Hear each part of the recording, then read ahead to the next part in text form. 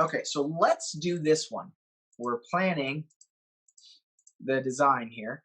Let's grab this link. We're going to write this article. So I have two different helper sheets here. I have my long copy helper, which has a massive format for writing a long value post. The only way that you're going to get people to read long value posts is if you have a stellar headline. So here's the post structure. I actually don't write my posts from top to bottom. I start at the end, and then I go back up to the midway, and then I come back and write the hook. And then I come back through and sprinkle in stuff throughout my post. This is the quickest way that I found, and it prevents all writer's block. But in order to do that, you want to plan out. You want to answer these questions. This is what's going to help you really write a fantastic post. Let's go ahead and answer these. I'm referring to this post topic. They want a higher rate of close to hit their sales goals and increase overall revenue. What have they tried? This is where we might go back to our emotional worksheet, pull from that document. We might even add to that document as we're going through these questions. They've tried watching YouTube videos.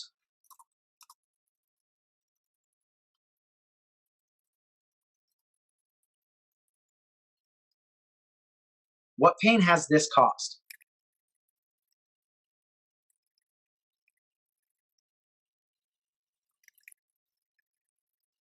Add a little bit of emotion in there. Now, what is the prevailing knowledge that is wrong? So what are they relying on at this point? So the salesperson feels that they need to solve the objections by educating their customers. And the reason I believe this would be their prevailing knowledge is because when a salesperson is new, they'll jump to selling at this point. So they'll go into a monologue and start trying to sell them. So that would tell me that's what they believe the prevailing knowledge is. So I'm going to tell those salespeople and people that you're past the point, the selling point. So you can't be trying to convince anybody. The buyer really needs to close themselves. Now the salesperson is going to come back and say, yeah, but I have to get them to understand value. So I have to sell them, right? Because of the value portion, because they're trying to get them to understand value. Okay. Whereas the proper solution for overcoming sales objection, as a salesperson, the proper solution is that you need to reframe the objections as opportunities. They're going to become more relaxed on their sales calls, start closing a higher ratio of calls. There's no rule of 3 here. You don't have to come up with 3 every time. What fears are you helping the salesperson avoid at this point? Might be those insecurities, losing the sale. Maybe they're being too pushy, something of that nature. And what's the call to action? At the end of this message, what do you want them to do? Find a mentor that can help you. Okay, so now that I've answered these questions about this post, I'm going to pull up my long copy helper sheet here. You can choose either the long copy, mid-range copy. This one only has 7 questions, whereas the long copy helper has 10. So now the first thing that we want to do when we're writing the copy, the middle portion of our post structure. So again, here's the post structure. The ending section is the unique selling proposition, the benefits, and so forth. Whereas the midway is this portion, and then the hook is the very top, the header. And we'll do that last. So let's dive right into the ending section, which is the unique selling proposition. So this is we've already answered it here. What is the proper solution? As a salesperson, you need to reframe the objections as opportunities. The only way, so is reframing it as opportunities. And then I'm going to take that a little farther and say the only way you can, and I'm just going to follow through. The only way you can come up with these reframes confidently is by practicing sales calls with a friend. I've been out of the sales game.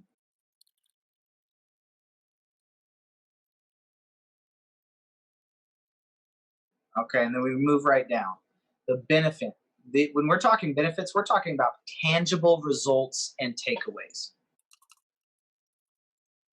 And I want to use these power words here.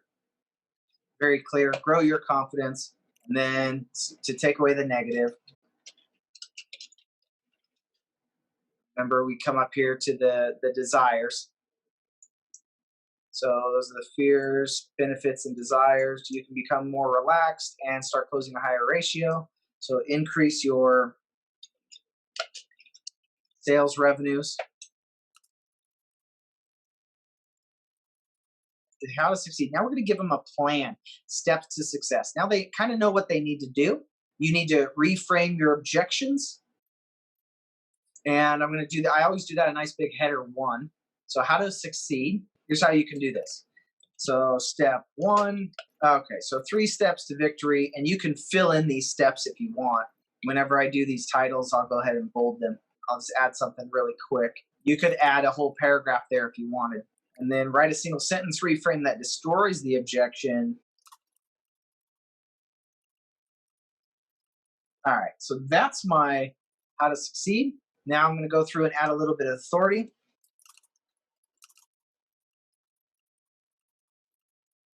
That's all the authority you need. You don't need to go crazy. And now you want to get them to take action. So imagine going another 10 years. And you don't have to write exactly to this. You can vary on it.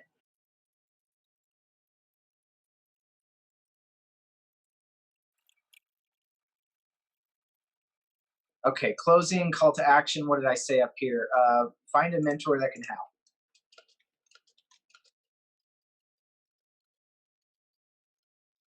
All right, that's the end of it. I'm going to go back up to the top now. Now we're in the post midway. So now I want to make a connection with these guys. What is my connection with them as an individual? Okay, next. What kind of related results can you share? I say related because I want the results to be related to the topic of how to overcome objections. So what results can you share? All right. Or if you've got customers or clients, whatever. So now this comes back to the buyer's journey matrix that we had talked about before. Where is a prospect at mentally at this stage of the process? So you feel uncomfortable in your own skin. So this is kind of building in some of that emotion.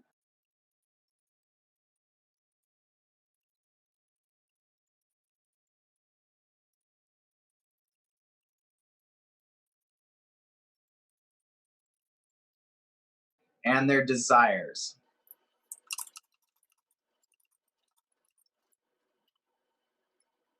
The problem is,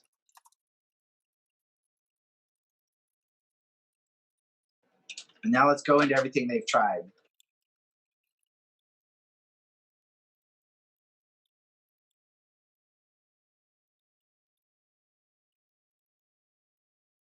And you can pull from your questions up here, what have they tried?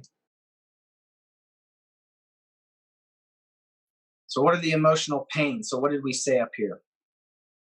Feels demotivating, they're chasing and insecure. A little bit of empathy. And then we dive into what is the prevailing knowledge. And so we set up here, they solve the objections by educating the customers.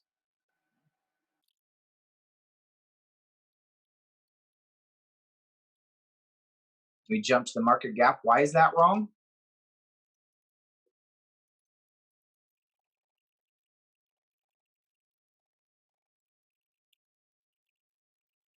So what's the big domino? And bam, we come back together. You can always go back to the editorial calendar and jump to the headline generator here and plug in the questions. So let's go ahead and do that.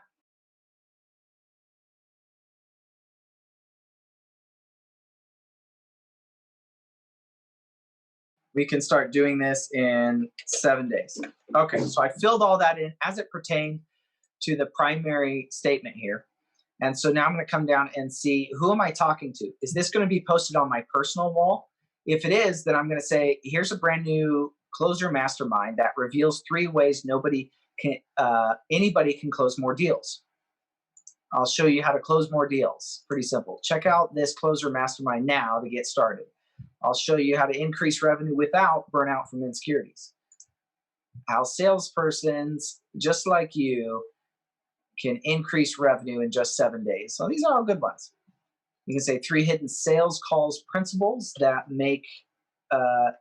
that help to increase revenue. How to increase revenue so you can avoid burnout. I like this one. Just go ahead and delete all those questions. You can have them in a different document. You can have them here. But I clean out this document so that I can just copy everything from my phone and paste it right in.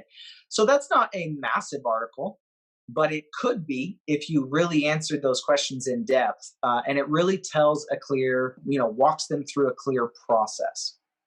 Now, when you're telling a story, you can use those same 7 questions and then just kind of free flow a story or mix in a story with this, because stories work very well for closing.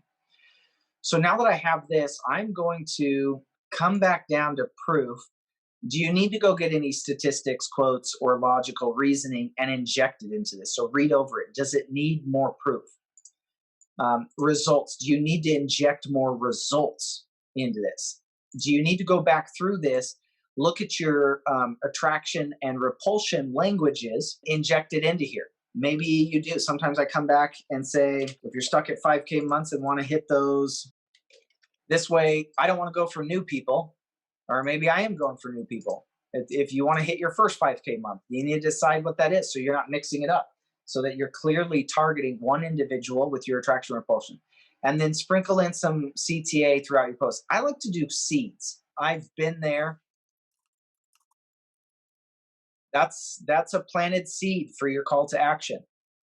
Okay, you can go back in and kind of feather in those seeds throughout so that they're starting to get an idea of what you do and who you are and why you're providing this information. And then lastly, styling your post. And the second one here, this is a little font generator. So I'll take the headline. So everything I want bold, I'll drop in here. And then I can go find that nice bold text.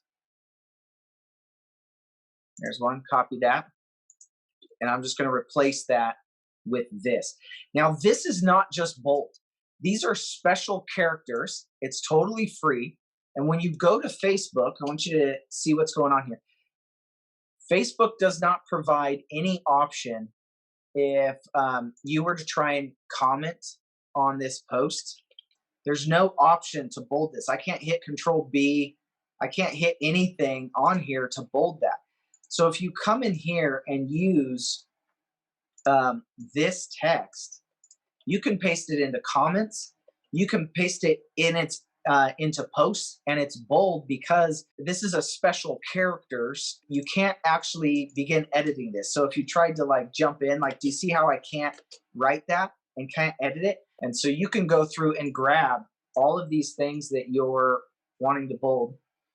If you want it to come out looking exactly like that, you can do that. You can post that into Facebook and it will look exactly like that. Okay. So these are special little things in here that allow you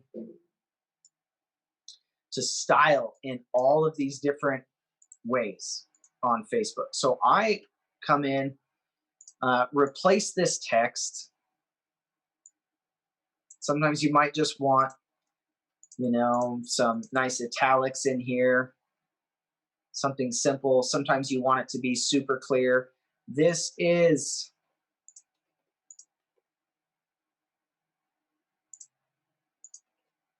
reframing the objections. And when you post that into Facebook, it looks just like that. Go through, style this with all of those options.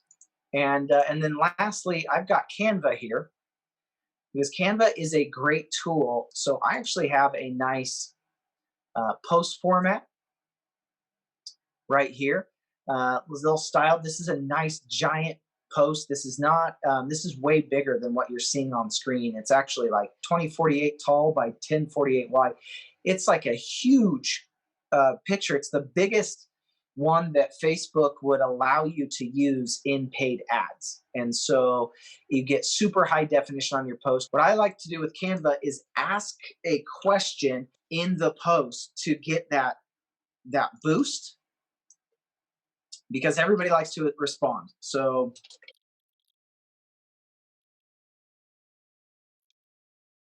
okay, there's a nice image. This is going to get a lot of people to post in the comments, and it's going to push your post higher because you get more engagement. So it's going to stay at the top of the list longer. And you can just click and download the PNG right there. Once I've done that, maybe I'll grab this and I'll drop it into my editorial calendar and say, this is my design link. Now when I'm ready to post this, I can just grab it from here and copy paste it directly into another post. Make sure you don't have any spacing in these posts when you do this. So clean out formatting and line spacing. Make sure that everything is single line space when you're creating it, and that you remove all spacing around these letters. So no spacing before, no spacing after, because when you paste it into Facebook, that's what it's going to look like. You're not going to get all those nice spacings. And sometimes what I'll do is even add in a little bit of natural spacing in here. So I'll go like, I'll use dots just to give it a little bit more spacing, make it look a little bit better so that they're not feeling like they're reading constantly, that they have a little breakup throughout, makes it formatted much better. So now I have a solid post. Okay, the last thing that I want to introduce are what are called two-step posts. Now, the Facebook algorithm, it's super important that you understand this. The Facebook algorithm will reward you for whatever you're doing. So if you're an individual that posts and does not get engagement, then everything that you continue posting on Facebook will continue to not get engagement. They just simply won't show it to as many people because it's not valuable. You're not a valuable person. You want to become a very valuable person. You want to be able to get out there, write very high quality posts and get engagement. That's why I use the images on my posts that are polarizing, that are going to get people to comment on here so that you're going to get more engagement on every post. That's also why we come back in and follow up with all of our posts to add more engagement, to comment on our own posts. I like to like my own posts and comment, be the first one to do those things to encourage people to follow up with it. And then I'll come back in and just bump comments at times. When people repost, I'll ask a question. If my question was not answered in a reply, I'll come back and just follow up with bump. And that alone is just going to get it back up on people's radar and on their screens. And I'll come back for days, as I mentioned, scrolling through those editorial, the group metrics and the group post metrics, and just following up with my post to ensure. I've got one post that's been going strong for a week now. I've got 600 comments on it. Probably 300, 400 of those were my comments. And I'm just continuing to follow up and just keep that post rolling. Keep it at the top of everybody's radar. But there's other ways you can do this as well. And that's using a strategy called the two-step. And in that strategy, what you do is that you use a polarizing post, and you simply use an image that asks a very polarizing question. And the reason that I use images and not text is because images naturally, by Facebook, get more viral interaction. In addition, the images, if it works very well, I'll take that image and use it on a value post as well later on, some other time down the road. So, or I'll write a value post that goes along with it. So I'll take the image. I might even come in a few days later, take my value post, edit my own post, and drop in a value post on top of the image that's going crazy. And that's why I like to use an image. So the two-step is like this. You ask a simple question, that is, who do you think is going to win the Super Bowl? This person or this person? Of course, that's going to get a massive amount. People are going to be arguing with each other. They're going to assume that you're taking one side and not the other. They're going to get angry with you, and the engagement's going to go crazy. People are going to be arguing in the comments. People are just going to be like, this is who's going to win, hands down. They win every time. And some people are just going to be like, Seahawks, right? You can even do true or false. The point here is just to give them what they're supposed to comment. You could say, who's going to win the Olympics this year? Drop your country below. So then everybody's dropping their own country. Everybody wants to support their own country. So then they're dropping it in. All these kinds of posts that give people simple instructions on what to do and ask a polarizing question where you're going to get lots of opinion. When you post stuff like that, it's naturally going to get a ton of engagement, and they're just going to spike to the top, and they're going to go on and on. I like to find posts like this. A lot of posts that have done very well for me are ones where I will say, poorly explain what you do. Tell me what your bad nickname is for your ex. Give me something that you're grateful for today that starts with the first letter of your first name. Okay, stupid stuff like this that's gimmicky. Don't do it all the time. Do it, then post a couple value. Do it, then post a couple value. Because group admins don't like it. It doesn't add value. And I've gotten kicked because I've done it 3 times, 4 times in a row in a group where the guy was like, okay, enough of this stuff. Let's get some real value in here. So post like that, it's going to spike the algorithm for a couple of days. It's going to show Facebook that you are super relevant. What you post is super relevant. And the next thing that you post following that is going to be seen by a ton of individuals.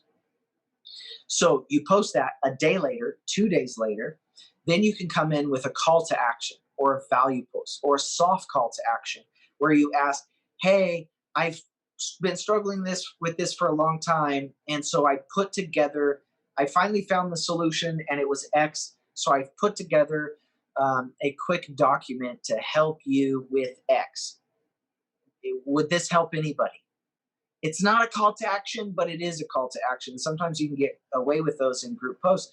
I've seen some groups or some posts that have gotten away with some more risky call to actions like that are soft, that say, hey, I've dropped this on my Facebook page for my friends if you want it. And then all of a sudden, that second post after the spike boosting post, you get like 70 to 200 friend requests because all those people want to come claim that soft call to action and get whatever it is that you want to give them. But the only reason they saw your soft call to action is because you did the initial algorithm boosting post. And so whenever you find those algorithm boosting posts happen, track them, add them to your inspirational posts, and then you can always come back and use them later. Craft them as an image using Canva, like I've shown you how to do, so that way when you use them, because the wording is super important, so as you begin to use those boosting posts, you do it as an image, and you can add a value post at the same time. Or, yeah, that's exactly why people will go and buy likes. And they'll say, hey, can you like this a ton of times? Or can you comment on this a ton of times? You'll get a bunch of spam because you're boosting the algorithm. No matter where you do this on your personal page. It's related, but it's separate. So if I do a 2-step post in a group, the next time I post on my page, I'm going to get more engagement, but I'm not going to get as much as I'm going to get when I post in the group. So I might get a algorithm boosting post in a group that I get 700 comments on. And then when I go post in that group, I will get 500 people seeing my soft call to action. Had I not done that and I posted on my personal page, I might have gotten 100 people to see it. After I do that in the group, I might get 250 people on my personal page. It's going to increase my reach ultimately at the end of the day. Because what's happening is this: Facebook is going to say, if you're a person of value, we want to encourage more people on our platform engaging, because that's what increases people staying on our platform longer. And when they stay on a platform for longer, that means we can show them more advertisements. So if you're somebody that's getting people to stay on the platform for longer, then you're valuable and you increase our revenue. So what we're going to do is we're going to reward those people. And how we do it is that we reward you with people that engaged with you. That's how we do it. So, and then if we find that, hey, a bunch of people are starting to engage with your post, their advertising algorithm is going to kick in on your posts, and it's going to say, great, now I'm going to show it to these other people that I also think haven't engaged with you in a while, but I think they'll like this too, because they're like the other people on your page that are agreeing with this.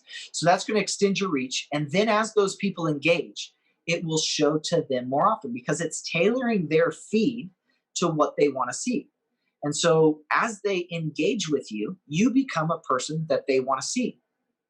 So you use these posts to really stretch your reach. And at the same time, now when you're starting to post those values, now when you're starting to post those algorithms or those call to actions that just blah and die, you'll get more engagement. Okay. And then when you go back on those value posts and post your comments on them and push that engagement as far as it will go, then you're shown as a super valuable person to Facebook, and you will get far more engagement because of it.